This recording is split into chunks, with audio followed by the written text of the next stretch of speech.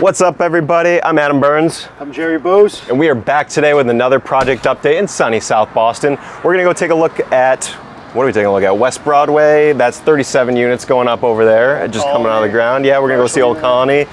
Dirty Italian, that's where you're gonna get all your good eats. Build out's finishing up over there. We're gonna go take a look at the commercial space that is just about done. And then we're gonna zip down to another part of the city, Rosendale, and we're gonna look at our 5 units going up over there.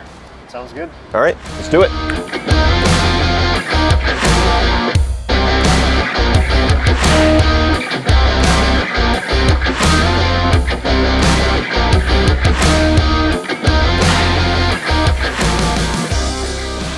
All right, so we are on our first site of the day today, our 37 units here in beautiful South Boston. We're down in the basement, or what will eventually be the basement. Last time you were here, we were working behind you, actually, on the back side of this site, getting our car stacker pits in place. This is a massive foundation, so we're taking our time, working our way around the perimeter. Behind us, these guys are setting up for a pour that is about to occur. Pump is setting up there on Broadway, getting ready to pump the concrete down into these wall sections here.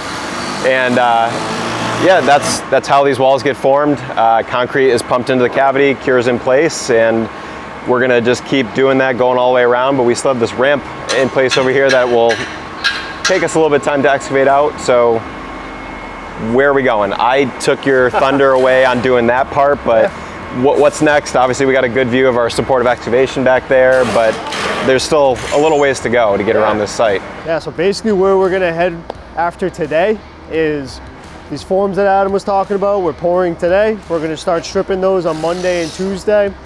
That's going to allow our excavation contractor time to come back and excavate the rest of the material out of the corner here that we've left for access. And if you watch the video, you'll know that there's 2 massive excavators here. It's been serving as a ramp for those machines to get in and out. We have a ton of ledge here, so it's been requiring 2 machines, one to chip the ledge, one to haul out. So that's Monday, Tuesday, and then we'll jump back into the rest of the footing for the front of the building. Really not a lot left here as far as concrete work goes. We're looking at 2 more weeks, and then we're gonna start erecting steel, which is a huge day for us as we start to go vertical, as Adam likes to say. So we're ready. We're ready to set steel. We have panelized wall shops approved, getting built at the factory in the next week or 2. So let's go. Big things happening. Next time you come back, you'll see steel. The concrete guys will finally be out of here. It feels like they've been here for quite a while, but there is a lot of concrete, a lot of rebar here. So that's where we're headed. Trucks on trucks. Yeah, we've started our utility connections. Good progress, although it may not seem like it. We've been busy. Hey, a lot's been done here, a lot more to go, but we're happy to be going vertical soon. A couple other things I just want to show you while we're here. So behind us, this took a little bit of time. We're standing in an area that was previously dug out, and Jerry was talking about all that ledge that we have to get out of our way. And that's rock, that's bedrock. So we are down where nobody's been since the dinosaurs. You know, we're digging in this stuff, getting it out of the way. We got our elevator pit behind us. This is where the elevator is going to come down and sit when it rests in the basement. This is going to be the shaft going up pretty soon. But you know, we're talking about all this rock, getting this out of the way. Obviously these big machines are capable of scooping it out, but we have to use this thing behind you here called a hoe ram, which attaches up to these big excavators, and it's basically like a giant jackhammer, and we're pounding away at all of these pieces of rock to break it up and get it out of here. It's a slow process, but you know, this building's gonna be sitting on a nice stable footing down in the bedrock, and you know, that's sometimes what you run into on these sites. You don't know what's down there. We do start with our geotech. We do studies of different spots, but we just don't know how much of this stuff is down below until you really get down into it. So we're down here hanging out with the dinosaurs right now. And rather than hanging out here, let's go check out the next site. Let's go.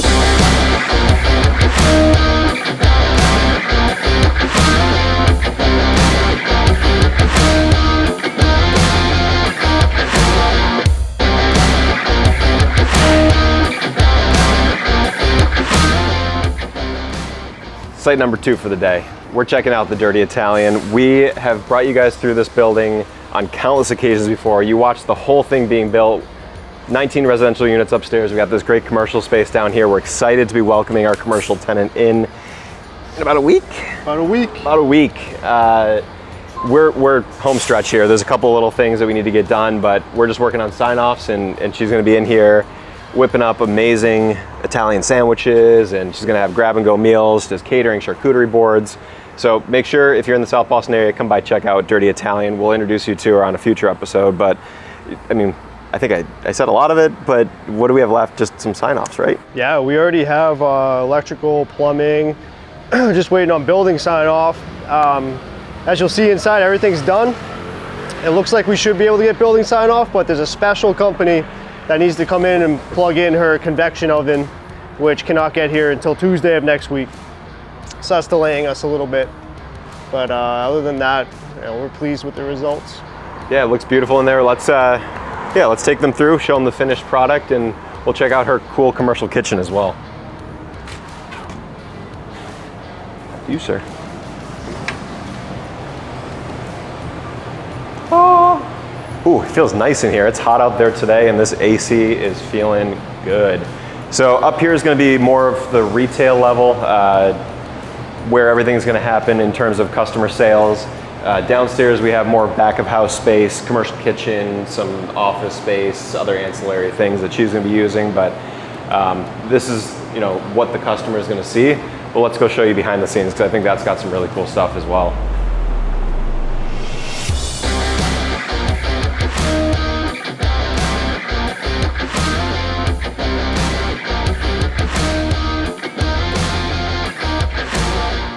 All right, here we are in the heart of this business, the commercial kitchen. This, we shoehorned this thing in here, huh? Yeah, we did, for sure. As you can see, everything's coming together. She's got a beautiful state-of-the-art facility here. Got the walk-in cooler that we built in place over here behind my left shoulder. Got tons of really great stainless steel work tables. Got tons of prep sinks. She's gonna whip up some great food down here, I know that. Yeah, I'm looking forward to it. What was the most challenging thing in getting this kitchen in down here? The most challenging thing about getting the kitchen in down here was I would say we're dealing with a tight space. Obviously a lot goes into a commercial kitchen, so finding the right floor plan that worked for her and also the space that we had. Yeah, a lot of planning and preparation there. A lot of planning, a lot of preparation, back and forth, revised plans, which then of course results in changing outlet locations and your under slab plumbing. So we're in a basement here. All of the plumbing is underneath the slab and in the soil. So it all goes to a pump.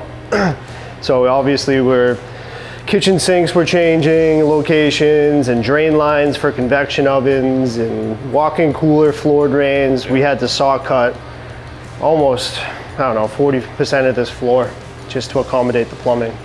Luckily we did some of our own due diligence ahead of time, which allowed us to tie into main drains, which made it a little bit easier. But yeah, overall, I would say just working with the space in a basement was the most challenging aspect. Well, I think you did a great job putting it all back together. It looks beautiful here. Thank you. I think what you said about our planning ahead of time made it a little bit easier, but it could have been a whole heck of a lot worse if we had never planned for any drains down here. So we had always kind of envisioned that this would be the space that would have a commercial kitchen.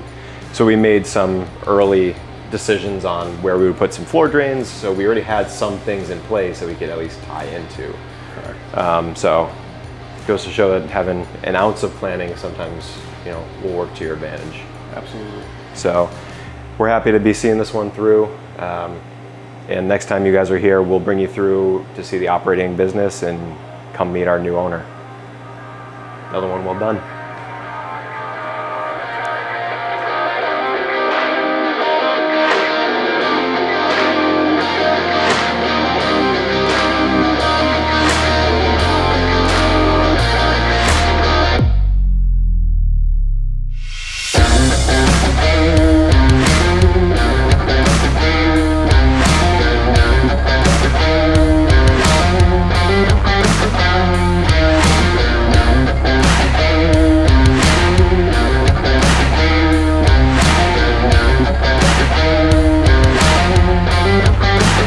All right, guys, site number 3 for the day, last one today. We're on our site here in beautiful Roslindale, and we're standing on the foundation for what is going to be 5 residential units over an ATM kiosk or a commercial space at the front.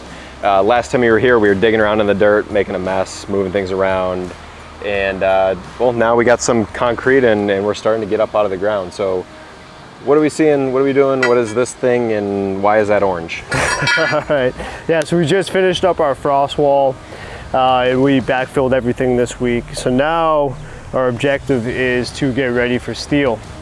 First step in getting ready for steel, once foundation is backfilled and stripped, in this particular project is our leveling plates.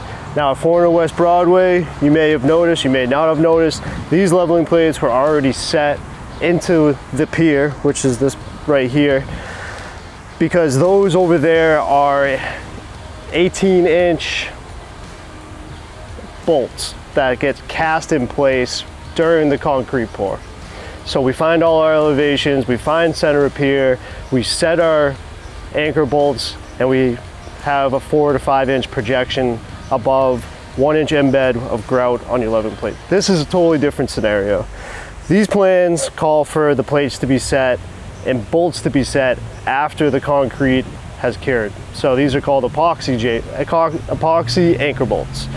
So this orange mark was just given to us by the survey team who came out and gave us something. We're trying to figure it out right now what they actually gave us, because it is not working out with what we're seeing on the plan. So we've held off on drilling and setting plates today, waiting for a call and a visit from the survey team, because typically we'll see survey points that tell us that this is bolt, this is plate, orientation.